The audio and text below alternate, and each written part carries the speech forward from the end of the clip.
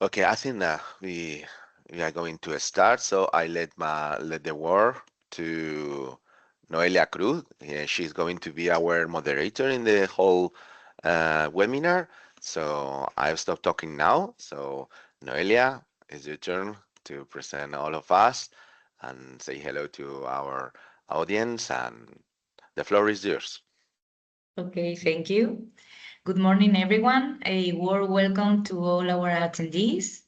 First of all, thank you so much for joining us today for this webinar titled Water Security in Island Territories Under Climate Change. This event is organized by the University of La Laguna, and I'd like to specifically thank Juan Carlos Santa Marta for organizing such a great session.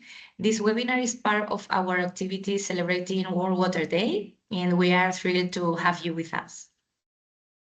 First of all, to set the stage for today's discussions, we are honored to introduce Mr. Ignacio González-Castelao. Ignacio is a dedicated master civil engineer working at the Water Cycle and Environment Institute. Currently, he serves as the deputy president of Aquamed, Aguas de las Cuencas Mediterráneas, a company under the Spanish Ministry for Ecological Transition. Beyond this role, Ignacio has been a member of the board of directors of the Civil Engineers Associations of Spain and represents the University Institute of Spain at the Pan American Union of Engineering Associations. Ignacio, the floor is yours. Thank you very much, distinguished colleagues, estimated experts, representatives from islands, regions around the world, and friends joining us from different time zones. Good morning, good afternoon, and good evening. It is a true honor for the World Federation of Engineers Organizations to welcome you to this international webinar on water security in islands territories under climate change, organized by the University of La Laguna as part of its program to commemorate World Water Day 2026. As chair of the Water Committee of the World Federation of Engineering Organizations, allow me to briefly highlight the role of this institution.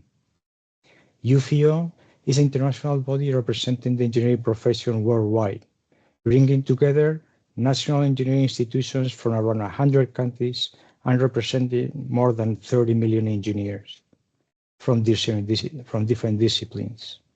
Our main objective is to promote the role of engineering in sustainable development and to provide leadership and guidance on engineering-related issues at both national and international level.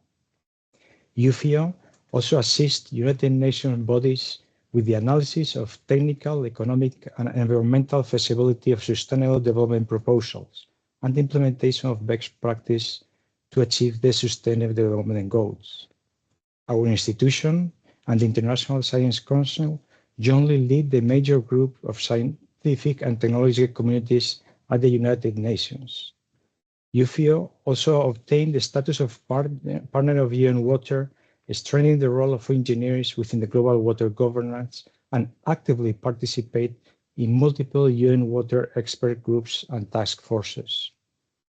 We are also deeply committed to supporting the small island developing states, recognizing their acute vulnerability to climate change and water-related risks.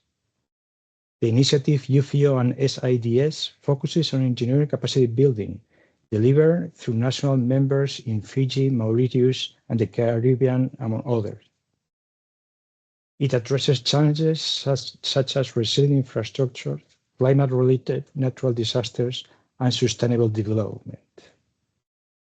Water is the most exposed infrastructure system we manage and the main vector that conveys the effects of climate change to society.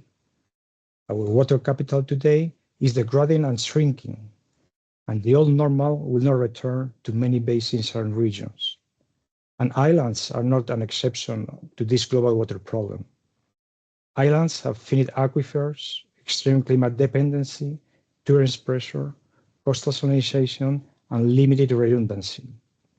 Our freshwater availability is inherently limited.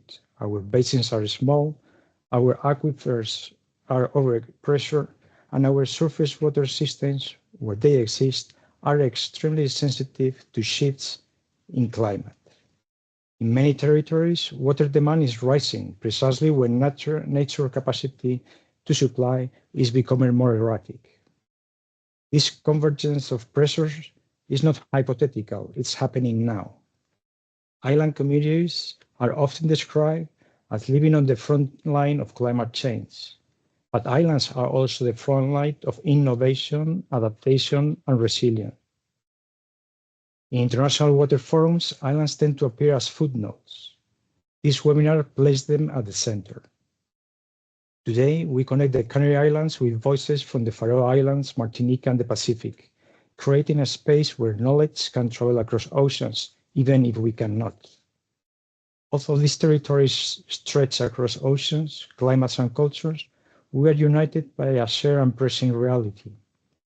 This is why today's discussion is not simply timely, it is necessary.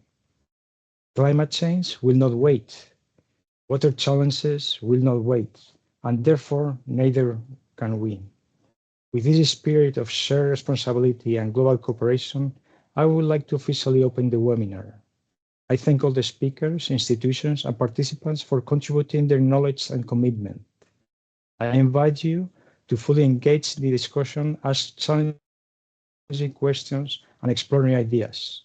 Let us learn from each other, challenge each other, and work together towards a more secure and sustainable water future for islands worldwide. Thank you very much, and let us begin. Thank you, Thank you, Ignacio. Ignacio. Thank you. Thank you very much.